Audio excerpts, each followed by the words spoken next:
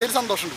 സാധാരണ മാസ സിനിമയാണെങ്കിൽ കോമഡികൾ ഉണ്ടാവില്ലല്ലോ, ഇതിലിപ്പോൾ എന്താണ് തോന്നിയത്? കോമഡി ആയിട്ടാണ് തോന്നിയത്, മാസമായിട്ടാണ് തോന്നിയത്? ഇതിൽ കോമഡി ഉണ്ട്, മാസമുണ്ട്, പിന്നെ ഇമോഷണലി കുറച്ച് സീനുകൾ നമുക്ക് ടച്ച് ചെയ്യുന്ന രീതിയിലുണ്ട്.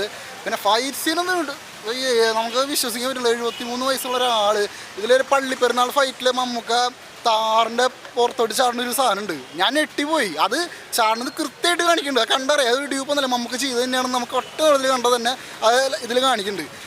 മിഥുൻ തോമസും വൈശാഖും കൂടി ഒന്നിച്ചപ്പോൾ എന്ത് തോന്നി? അത് അടിപൊളിയായിരുന്നു. കാരണം വൈശാഖിൻ്റെ ഒരു റേഞ്ച് നമുക്കറിയാം. കാരണം അത്രയും പുലിമുരുകൻ പോലത്തെ പോക്കിരാജ പടങ്ങളൊക്കെ ചെയ്ത് ഇപ്പം കഴിഞ്ഞ കുറച്ച് നാളായിട്ട് പുള്ളി ഇത്തിരി ഡൗൺ ആയിരുന്നേ.